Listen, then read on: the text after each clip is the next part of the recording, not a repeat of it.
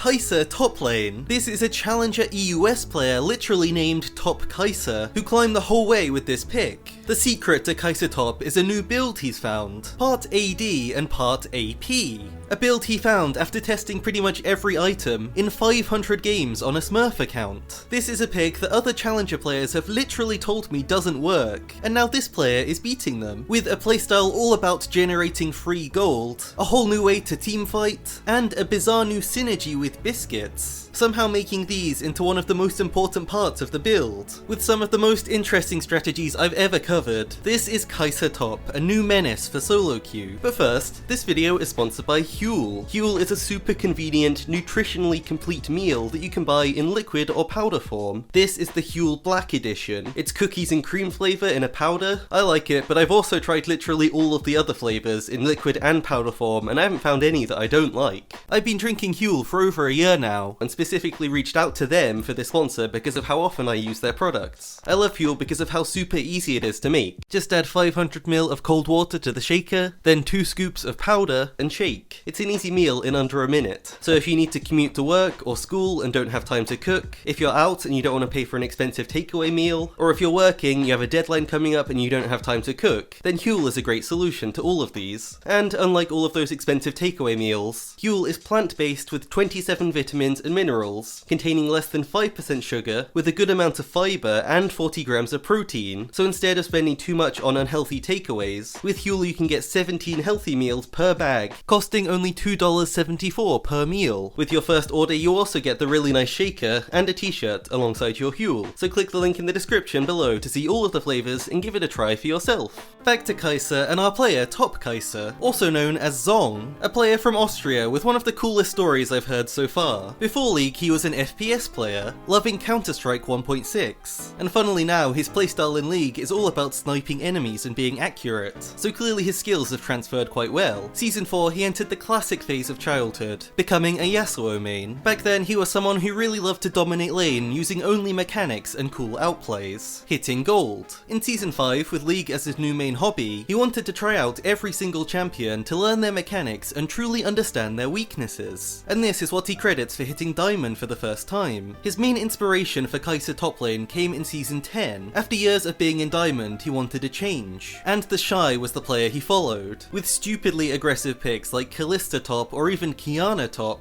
Immediately Zong copied him and started to learn this playstyle. He was good at it, but not good enough to get him Challenger. He would overextend too much, get ganked and be punished. Funnily, at this time he discovered a couple of new players in high elo EU West, one of which we made a video about, named Tiger the Tiger, the guy who plays AP Wukong. Zong even said he started to watch our videos, and it made him reconsider the way that you actually win League of Legends games. It made him wonder how important was top lane really. He thought about high elo and how he believes that winning bot lane pretty much equals winning the game. So he wanted to find a pick to make sure his jungler would go bot lane every game, and meanwhile he would be able to stay completely safe, scaling up into a carry. Kaisa top was actually his first idea, a mobile champion with good poke damage and scaling. So he tried it in ranked first in Diamond 1, and he inted every single game. Instead of giving up, he realised that the meta was actually the problem. The build was wrong for top lane, so he made a Smurf for testing, not just for a few games, but over 500 games only playing Kaisa top, trying every build he could think of, every rune setup and every playstyle for top lane, until he discovered something very special. Kaisa's biggest problem for a solo lane is her trade pattern. With AD Kaisa you have to walk up, stand still and auto attack to poke. However, in top lane she didn't have enough range to auto without being jumped on, so instead Zong thought, what about AP? Now instead of standing still he had much faster poke windows, letting him be much safer. In Season 13 he was ready. Back on his main account he started to climb, and after a lot of practice, as well as learning Kaisa's mechanics, learning kiting, Q spacing, and even animation cancels, he finally hit Challenger. This pick is like no top laner we've ever seen before, not even really being a poke top laner, instead relying on a unique game plan that only cares about farming gold, which then lets you transform into a ridiculous poke machine that doesn't even even need to teamfight. From level 1, Kaisa is a strange pick. The playstyle is fully based around first strike and starting cull. Taking a super safe path into lane to avoid any level 1 fight, Kaisa rushes in with Q, using it on the 3 melee minions for the gold and the enemy laner for poke, already getting free gold from the rune, and the enemy is 10% health down. Kaisa's Q is the most important part of this lane. It's how she controls the wave, how she trades, and also how she stays safe. Using Q, she can choose to push multiple waves, which builds up a minion advantage. She is surrounded by creeps, so the enemy top laner simply can't fight her without dying to these minions. So then at level 2 she takes her W, knowing the enemy top shouldn't be fighting her, instead being able to use it for poke. After shoving the first 3 or 4 waves, it should reset into the middle of the lane. This is where he wards to watch out for any ganks. However, the champion is not really vulnerable to ganks. Having a Q Max playstyle, she kills the wave very fast, so if the enemy jungler is around, she can simply poke the enemy and shove wave at the same time, then back off. Every time a new wave arrives, use Q to push it and then back off. Even if enemies theoretically should win the matchup, or should be able to kill you with a gank, they never really get the chance to do it. And overall, he doesn't really care if he's winning the lane. This pick is meant to heavily outscale other top laners. Even if he's just trading farm and poking, it's a winning situation for Kaisa top. You don't have to dominate lane on this pick, which is completely the opposite to all the other ranged top laners, making this one much less risky. His first base is at 750 gold, buying Warhammer, teleporting back immediately with the power spike. This TP is specifically timed, so it will be back off cooldown for his next power spike. Here is where the Biscuit strategy comes in. Sure, they're great for sustain in lane, but they also have a passive giving you permanent max mana. This has crazy synergy with Mana Moon, which gives you extra AD based on your bonus mana. So since Kaisa is getting this mana from the Biscuits, she can base, buy Mana Moon and TP back, so when this item transforms, this extra mana from the Biscuits will give her enough AD for her Q to evolve. And from there, she doesn't have to buy any more AD.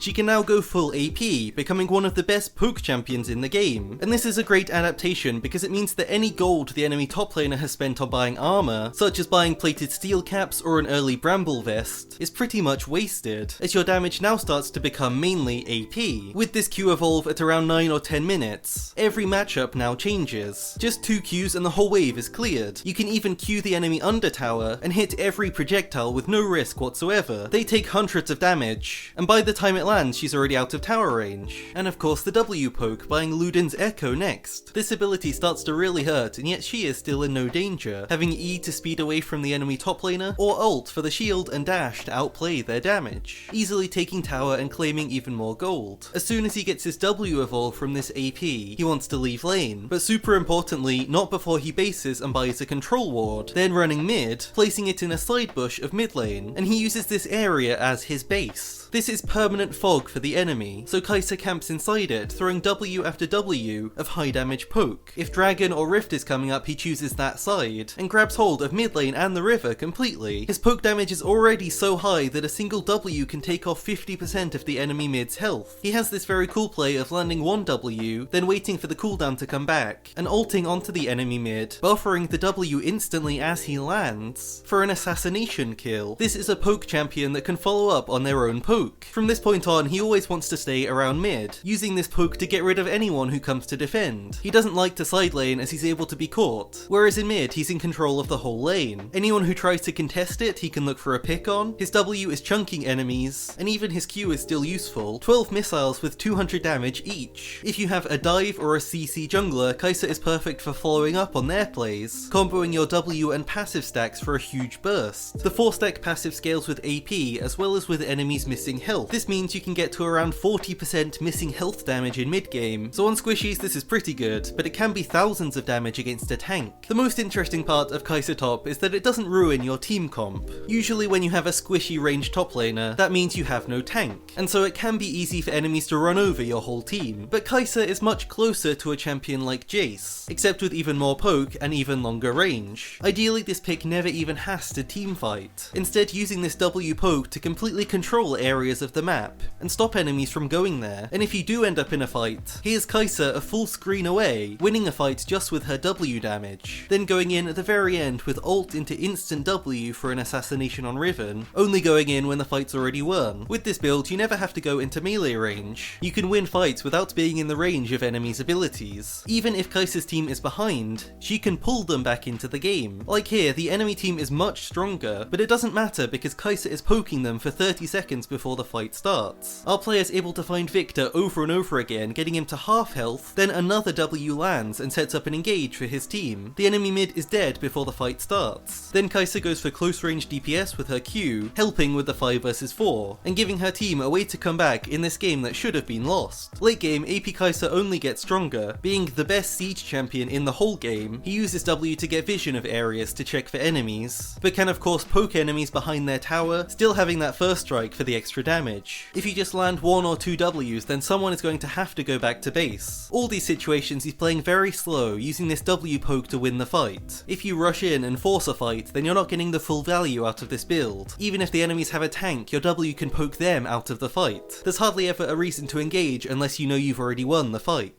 Zong has one thing he wants to say about this pick. He says that if you put time into learning this champion, including the mechanics and how to play a top lane, he thinks you can easily reach Diamond or even Master Plus with it. The pick has so much potential. Even if you're in a terrible matchup and your early game goes badly, she can still outscale starting at 2 items, and use this low risk poke to win games. Also, this guy is literally Challenger, highest rank in the game, and even he gets flamed by his teammates for playing off meta. After playing Kaisa top his whole way to Challenger, they still don't trust him. It just shows you should never listen to your teammate's opinion on a pick, especially if you know it's good. He can't even convince his teammates at the best rank in the game, so if you know something is fun to play and good, then just do it. The rating for this pick honestly is very inspired by Zong. Sure, it's a very smart idea with lots of adaptations, but really it's as simple as mastering Kallista's mechanics, and using that mastery and the new build to demolish games, as long as you can land her W. His full Kaisa top build is all about maximizing the laning power, and then transitioning into a low cooldown poke mage in mid game, and that's why Lucidity boots are so important.